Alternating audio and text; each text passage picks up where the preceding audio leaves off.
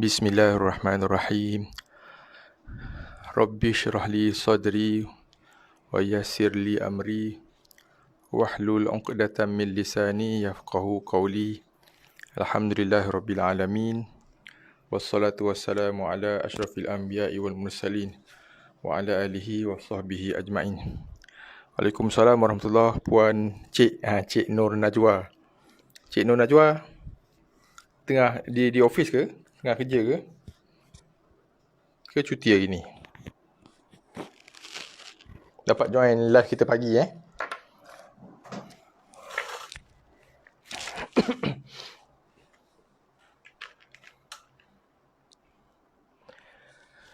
Okay, Alhamdulillah. Kita panjatkan setinggi-tinggi kesyukuran kepada Allah Subhanahu Wa Taala kerana kita dapat bertemu lagi pada pagi ini. Hari ini Selasa 11 Ogos 2020. Waalaikumsalam warahmatullahi. Selamat datang Puan Normah. Puan Normah selamat datang juga buat Cik Nur Najwa, Puan Masyitah Rosli. Okay, Alhamdulillah.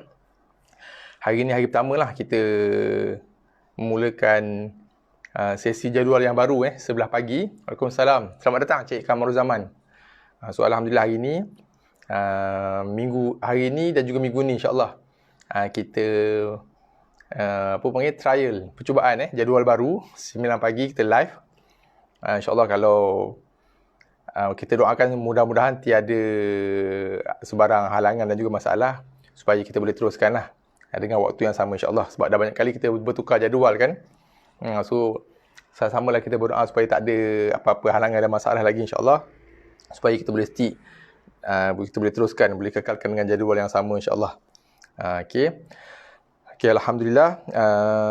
Pagi ni kita bertemu kembali, masuk kali yang ke-93 siri ataupun sesi FB yang ke-93 kita live. InsyaAllah pagi ni kita akan menyambung perbincangan dan juga bacaan di muka surat 97 buku tilawah kaedah mudah belajar Quran. Okay, sebelum kita meneruskan lagi perbincangan kita dan juga bacaan kita pagi ni, boleh saya dapatkan respon dan juga maklum balas daripada tuan-tuan dan puan-puan macam biasa. Boleh dengar dengan jelas ke suara saya?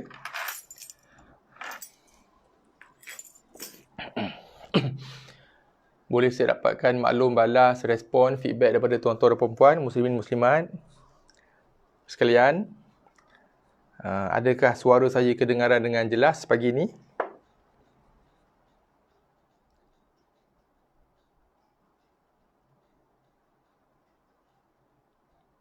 Audio dan video jelas. Alhamdulillah. Terima kasih banyak Cik Kamarul Zaman dari Melaka. Okey.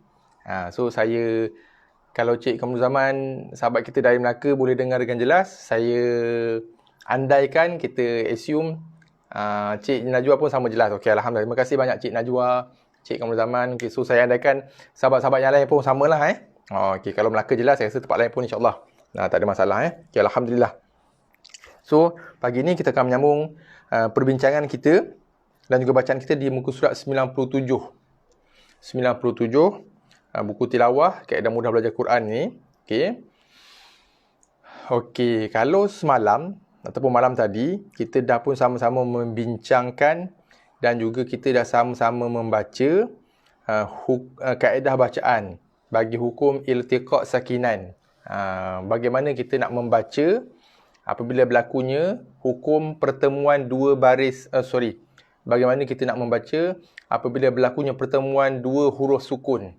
Dua huruf sukun malam tadi Okey. So kita perlu tambahkan bacaan nun yang berbaris bawah. Okey, itu topik kita semalam lah. Iltiqa' sakinah, pertemuan dua huruf sukun. Okey. So pagi ni pun sebenarnya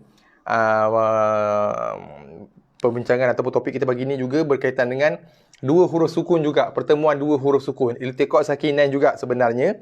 Cuma yang ini iltiqa' sakinan, pertemuan dua huruf sukun, dua huruf mati ketika waqaf. Ketika kita memberhentikan bacaan. Okey, kita tengok contoh. Yang tulisan merah ni, bil qisti. bil qisti. Okey. Bila kita mewakafkan bacaan ataupun apabila kita memberhentikan bacaan, apabila kita wakaf, huruf yang terakhir ditukarkan kepada baris sukun, baris mati. Okey. Asalnya berbaris hidup iaitu berbaris bawah, kita tukarkan dia menjadi baris sukun, baris mati kerana wakaf. Okey. So to ini mempunyai baris sukun mendatang lah. Baris mati ataupun baris sukun yang kita datangkan padanya. Dia asalnya berbaris hidup, tapi kita datangkan, kita bawa mari, kita bawa datang, bawa ataupun kita tukarkan baris hidup kepada baris mati kerana wakaf. Okey. So ada baris sukun ataupun baris mati mendatang pada huruf to. Okey, yang asalnya bukan baris mati Kemudian huruf yang second last iaitu huruf sin. Huruf sin memang huruf yang memang asalnya berbaris mati. Nah, sebab tu kita kata ini juga sebenarnya hukum iltiqa' sakinan juga, pertemuan dua huruf sukun. Huruf sukun yang pertama dan juga huruf sukun yang kedua kerana wakaf. Huruf sukun yang pertama, huruf yang asalnya memang baris mati. Huruf yang kedua, huruf yang baris mati juga tapi kerana wakaf. So ada dua huruf sukun. So keadaan ini ataupun hukum bacaan ini pagi ni, iltiqa' sakinan ni berlaku ketika wakaf.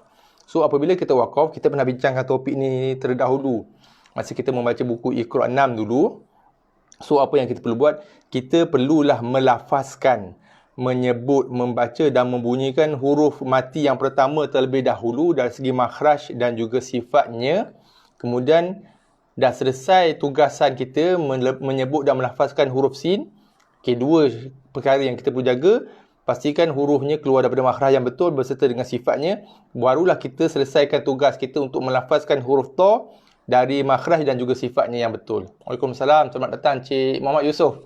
Sahabat kita dari JB. Tim JDT Okey. So pastikan kita melafazkan, menyebut, membaca, membunyikan huruf yang pertama yang memang asalnya berbaris mati. Pastikan huruf tu dikeluarkan bunyinya daripada makhraj yang betul berserta dengan hak-hak iaitu sifat hurufnya. Kemudian barulah kita membunyikan, membaca, menyebut, melafazkan huruf yang kedua ataupun huruf yang terakhir iaitu huruf yang mempunyai baris mati mendatang. Kita panggil baris mati mendatang lah sebab asalnya dia baris hidup. Kita datangkan baris mati pada dia kerana wakaf.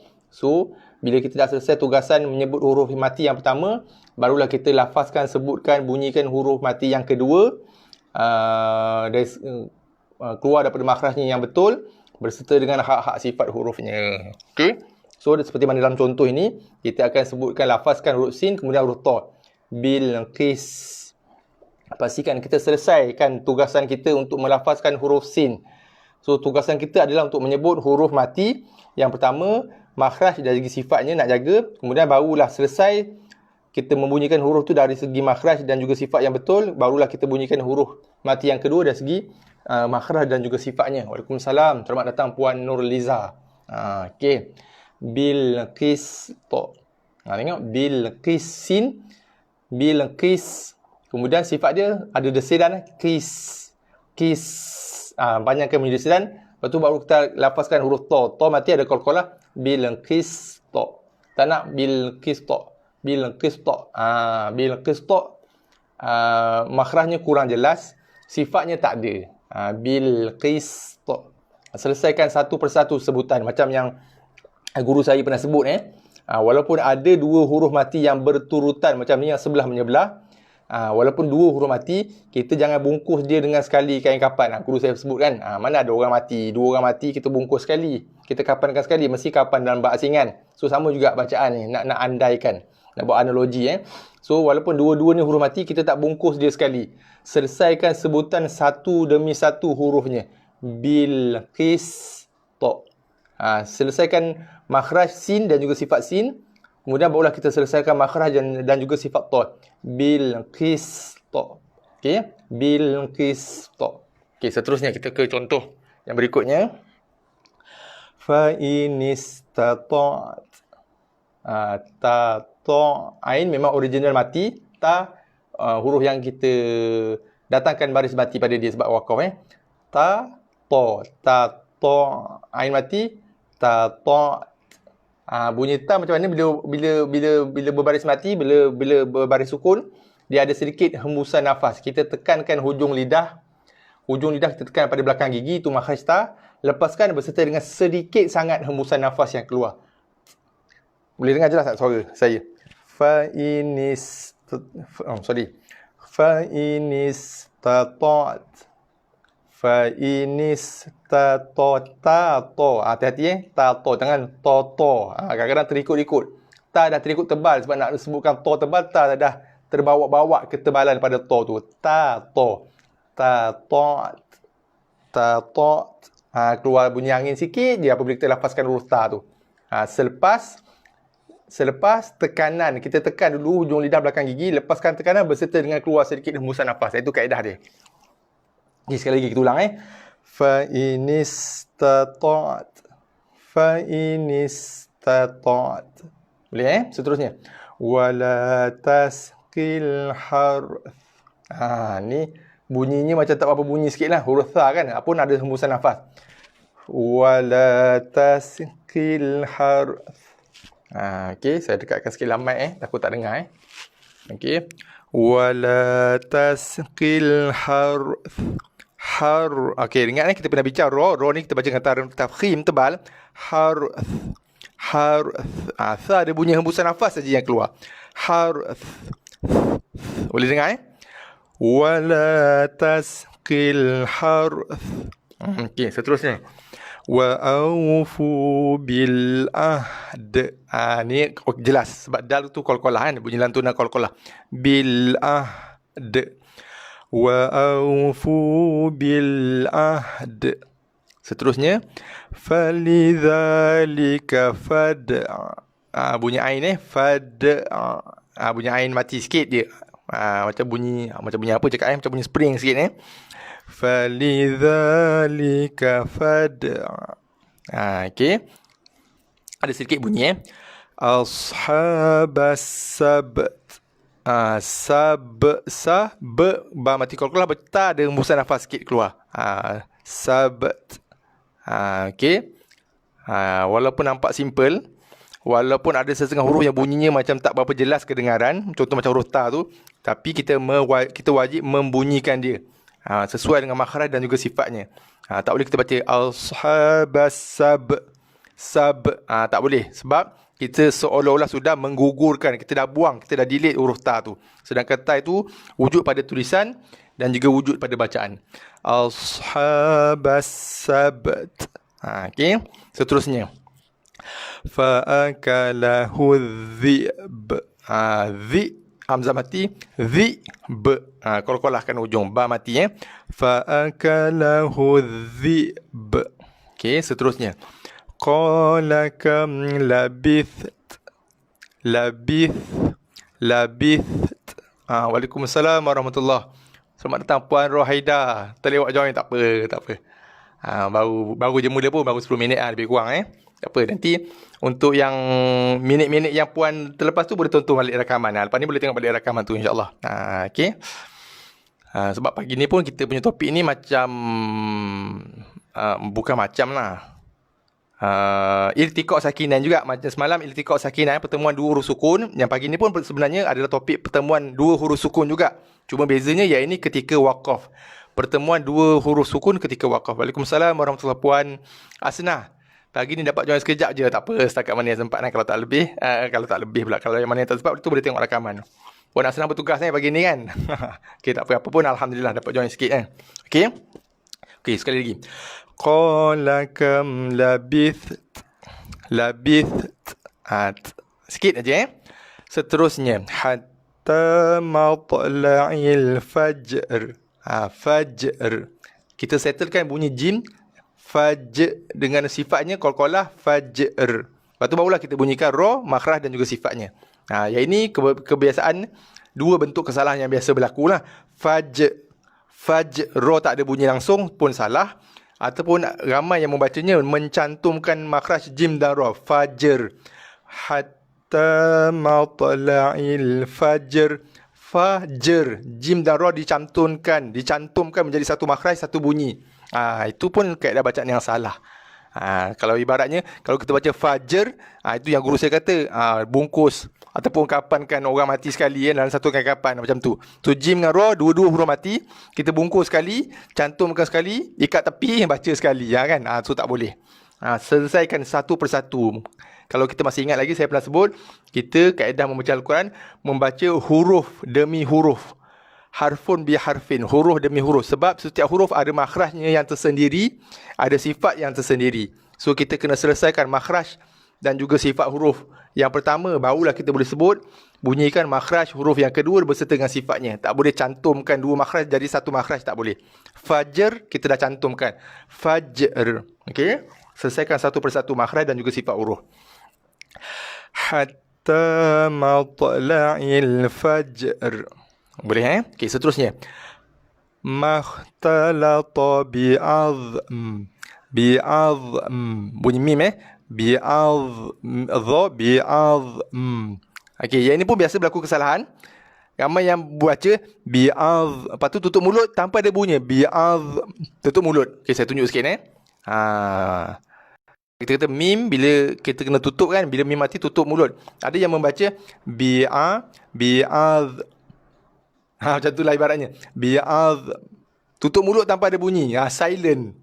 Okey. Makhraj silent. Tak ada istilah makhraj silent. Kalau ada makhraj, maksudnya mesti ada bunyi yang keluar. So, bi'az. Bukannya bi'az. Tutup mulut semata-mata. Itu bukan hukum bacaan. Itu hukum perbuatan. Kalau kita baca bi'az.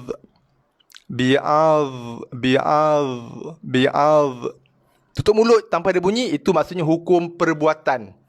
Ini bukan hukum perbuatan, ini hukum bacaan. Sebab huruf mim tu ada makhraj. Huruf yang ada makhraj pasti, bukan pasti lagi, wajib dikeluarkan bunyinya. Huruf yang tiada makhraj tidak dikeluarkan bunyinya, baru tak ada bunyi. Apa huruf yang tak ada makhraj? Huruf yang tak berbaris. Dalam kaedah penulisan Mushaf Malaysia dan juga Saudi, Madinah, huruf yang tak dibubuh sebarang tanda bacaan. Tanda bacaan tak ada, baris tak ada, itu huruf yang tiada makhraj. Dia cuma wujud dalam tulisan, tapi tak wujud dari segi bacaan. Ada, tapi huruf yang tak ada tanda bacaan Apa-apa tanda bacaan tak ada, apa-apa baris pun tak ada. Itu baru betul. Huruf yang wujud pada penulisan, tapi tak wujud pada bacaan. Kalau huruf tu ada tanda bacaan ataupun ada baris, maka huruf tu ada makhraj. Bila ada makhraj, wajib dilafaz dan juga dibunyikan. Okey? So, bi'az, bukannya bi'az. Bukan tutup mulut, diam. Okey. Kita sambung, tengok balik ke muka surat 97. Okey, saya zoomkan sikit. Okey. Makhtalata bi'azm. Makhtalata bi'azm. Boleh bi'azm. Okey, seterusnya. In tastaftihu faqad ja'akumul fath. Fath itu ta. Fath, kita bunyikan ta mati dulu. Fath. Bunyi ha. Fath. Ini pun biasanya ada yang membacanya dengan dua bentuk kesalahan. Kesalahan yang pertama, angkumul fath. Tak bunyi ha langsung. Ada kesalahan yang kedua, bentuk kesalahan yang kedua, cantum bunyi ta dengan angkumul fatah. Fatah jadi. Jadi fathah amin pula dah. Faqad ja'akumul fatah. Dah terkeluar fathah amin. Dah terbatuk-batuk member tu kan. So jaga ta dulu. Fat. Okey, sekali lagi. In tastaftihu faqad ja'akumul fath. Okey, jelas Okey, seterusnya. Qala dhalika ma kunna selesaikan ba dulu. Ba bari mati, dia datang pada dia qalqalah. Sikit aja. Tak payah tak perlulah kan. Sikit saja kita lafazkan bunyi ghin sukun, ghin sakinah. Waalaikumsalam warahmatullahi. Selamat datang Puan Nur. Okey. Qala kadza pula dah. Qala dha. Ni. Okey. Guru saya kata apa istilahnya? Kita kena pastikan supaya mulut kita tidak laju daripada mata. Betul okey. Pastikan mulut kita tak. So mata tengok, kita punya otak kita baca, mulut baru keluar. Dia punya aturan, dia step macam tu. Jangan mulut kita lebih laju. Memang kadang-kadang mulut kita laju kan. So kita kena pastikan mulut kita membaca apa yang mata nampak. Sebab itulah timbulnya banyak kesalahan bacaan. Tulisan tulis lain, mulut baca lain. Bukan sebab tak tahu, sebab mulut kita laju daripada mata. Itu biasa kesalahan yang berlaku. Sebab apa? Sebab bila kita test, cuba ulang lagi sekali, dia ulang bacaan yang kedua dah boleh baca betul. Maksudnya bukan tak tahu, tapi sebab mulutnya menyebut lebih laju daripada mata yang memandang. Okey? Kita sambung balik bacaan. Qala dhalika ma kunna nabghi. Okey, seterusnya. Inna mau'iduhumus subh. Subh. Ba mati dulu. Subh. Bunyi Inna mau'idahumus subh. Okey, seterusnya. Qila dkhulis sarh. Banyak sini sarh. Jangan baca sarh. Lahad khulis sarh. Tak punya langsung salah. Khulis sarh. Sarh jadinya, cantum ra dengan pun salah. Sangatlah salah. Qila lahad khulis sarh. Okey, seterusnya. Lahul mulku wa lahul hamd. Lahul mulku wa lahul hamd. Okey, seterusnya. Wa takunul jibalu kal'ihn. Mati. Dengan macam bunyi mi'an. Hujung lidah kita tekan pada lelangit depan ataupun gusi atas. Gusi atas gigi tu. Lidah kita tekan kat belakang gusi tu. Bukan belakang gusi, tekan pada gusi lah. Tekan pada gusi dan keluarkan sikit bunyi macam bunyi n tu lah.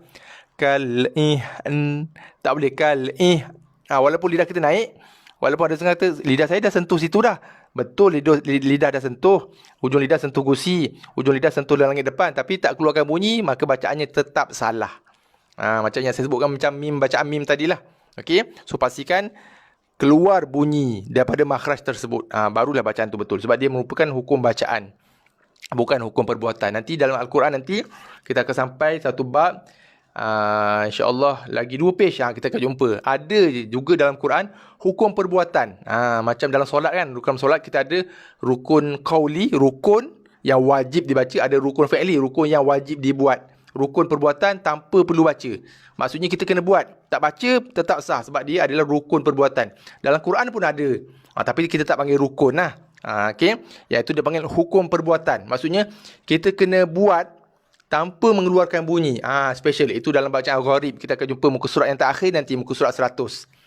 Kita akan jumpa dalam page yang terakhir nanti. Sekarang ni kita 97. Nanti page yang terakhir, muka surat 100, kita akan jumpa satu hukum bacaan. Sebenarnya dia bukan hukum bacaan, dia adalah hukum perbuatan. Sebab kita kena buat sesuatu perbuatan tanpa mengeluarkan bunyi. Special kan? Special. Itu dalam bacaan, topik bacaan Al-Gharib nanti. InsyaAllah kita akan jumpa dalam page yang terakhir. Okey. Okey, kat mana dah kita ni? Tadi okey. Wa takunul jibalu kal'ihn. Boleh seterusnya. Thumma stawa 'alal 'arsy. Bunyikan ra dulu. Arsh. Okey. Thumma stawa 'alal 'arsy. Okey, seterusnya. Yauma yajma'ukum liyaumil jam' mim mati jam' bunyi ain, ada bunyi sikit kan. Yauma yajma'ukum liyaumil jam'. Bunyi habis kan bunyi mim dulu. Jam'. Bunyi kat tengah lidah. Yauma Yauma yajma'ukum liyaumil jam'a. Okey, seterusnya bacaan ayat kita yang terakhir pagi ni. Yauma takunus sama'u kalmuhl. Muhl. Lidah kita naik ke ataupun tekan pada langit depan ataupun gusi atas, gigi atas tu Kalmuhl. Tekan dan bunyikan l tanpa melepaskan tekanan lidah pada gusi. Okey, saya tunjuk sikitlah Okey. Wa yauma takunus sama'u kalmuhl. Muhl. Lidah bukan gigi kat gusi. Kalmuhl. Muhl. Muhl. Bukannya muhl. Lidah naik tapi tak ada bunyi. Itu pun salah. Ini biasa juga banyak kesalahan yang berlaku. Dibaca dengan kesalahan yang pertama. Kalmuhl. Lam tak bunyi langsung. Yang kedua, ramai yang mencantumkan bunyi macam tadi juga. Kalmuhl. Muhl. Ha dengan lam cantum sekali bunyi. Bungkus sekali. Muhl. Tak boleh cantum sekali. Ni bukan nasi kabu kan. Boleh campur-campur bungkus sekali kan. Muhl. Kalmuhl. Boleh Sertakan bunyi ha. Kalmuhl. Okey. Okey, kita kembali ke muka surat 97.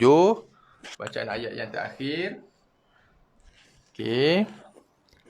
Bacaan ayat kita yang terakhir pagi ni. Kita zoom sikit lagi. Okey. Yauma takunus sama'u kalmuhl. Okey. Jangan baca dengan kalmuhl. Salah. Kita cantumkan dua makhraj. Cantumkan bunyi dua makhraj, dua huruf. Yauma takunus sama'u kalmuhl. Okey, sekali last. Yauma takunus sama'u kalmuhl. Okey, alhamdulillah. So saya rasa sekadar itu saja perbincangan dan juga bacaan kita pagi ni. InsyaAllah apa yang saya cuba buat sekarang ni, InsyaAllah kita cuba untuk kita cuba sebaik yang mungkin lah, InsyaAllah, untuk live dalam tempoh 30 minit je saya plan. Sebelum ni kita pernah banyak kali juga kita live sampai sejam kan. So apa yang saya plan, saya rancang lepas ni, kita cuba untuk live dalam masa 30 minit saja. Kalau lebih pun mungkin lebih, dalam 5-10, paling banyak pun 10 minit aja lebih, supaya supaya kita boleh konsisten belajar setiap hari dalam topik yang sedikit. Kita belajar sikit tapi konsisten setiap hari, berbanding kita belajar banyak tapi tidak konsisten. Boleh faham maksud saya kan? Walaupun kita belajar sikit, sebab ada hikmahnya bila kita belajar sikit, supaya kita boleh kuasai satu demi satu topik. Kalau sebelum ni kita cuba untuk habiskan banyak topik dalam masa satu sesi kan. Dalam satu sesi live tu, dalam satu siri live, kita cuba habiskan ataupun kita cuba kejar untuk belajar seberapa banyak topik yang sempat, yang mampu. Tapi saya nampak hikmahnya adalah bila terlalu banyak belajar, kita tak sempat untuk memahami, tak sempat nak hadam, tak sempat nak kuasai satu-satu topik itu. So adalah lebih baik dalam satu sesi kita cuma belajar mungkin satu, paling banyak pun 2 topik aja. Yang penting topiknya tak banyak, tapi kita boleh jelas faham, kita boleh hadam, kita boleh kuasai satu-satu topik bacaan sebelum kita beralih kepada topik yang baru, insyaAllah. Yang paling penting dalam bacaan Al-Quran, kita istiqamah setiap hari tanpa meninggalkan satu hari pun tanpa bacaan Al-Quran, insyaAllah. Okay, so setakat itu saja pertemuan kita pagi ni. InsyaAllah kita akan jumpa waktu yang sama lah. So jadual yang baru So untuk makluman tuan-tuan dan puan-puan yang baru, mungkin baru datang, baru terjumpa sesi live kita pagi ni. So hari ni merupakan hari yang pertama lah. Hari ni hari Selasa, 11 Ogos, hari yang pertama kita buat perubahan jadual baru 9 pagi. Sebelum ni kita buat malam. So insyaAllah malam esok pun kita akan bertemu pada waktu yang sama 9 pagi juga. InsyaAllah kita testing lah minggu ni. Kalau tak ada apa-apa masalah, tak ada apa-apa halangan, insyaAllah kita akan teruskan dengan waktu yang sama, insyaAllah. Okay, so insyaAllah kita akan bertemu esok pagi, esok Rabu 12 Ogos. Kita akan bertemu waktu yang sama 9 pagi pada pertemuan yang kita yang ke-94 esok. Kita akan sambung bacaan di muka surat 98, insyaAllah esok hari. So sebelum berpisah, seperti mana biasalah, saya pohon banyak-banyak maaf Mohon banyak-banyak kemaafan sekiranya ada kekurangan, kesilapan, salah silap saya pagi ni, saya mohon maaf. Dan juga saya ucapkan berbanyak-banyak terima kasih kepada semua tuan-tuan dan puan-puan kerana sudi melapangkan masa bersama dengan saya dalam sesi FB Live kita pada pagi ini. Okay. So saya ucapkan terima kasih banyak-banyak. Saya sangat-sangat menghargai kehadiran tuan-tuan dan puan-puan dalam sesi FB Live saya ni. Terima kasih banyak Puan Norma, terima kasih banyak Puan Rohaida. Baru tahu cara wakaf dengan betul. Ini antara salah satu kaedah wakaf. Kaedah wakaf pada sakinain, pada dua huruf sukun. Okay, terima kasih juga Cik Yusof, Cik Kamal Zaman, Puan Norma, Puan Rohaida. Mak saya pun baru sampai ni, Mak. Okay, Puan Nur Cahaya, Puan Asnah, dan semualah, Puan Umi Nurliza, Cik Nur Najwa, dan semua yang hadir pada pagi ini. Saya ucapkan terima kasih banyak-banyak. Terima kasih Puan Asnah. InsyaAllah kita akan bertemu lagi pagi esok. Waktu yang sama jam 9 pagi insyaAllah. So sekadar itu dulu pagi ini. Wabillahi taufiq wal hidayah. Wassalamualaikum warahmatullahi wabarakatuh.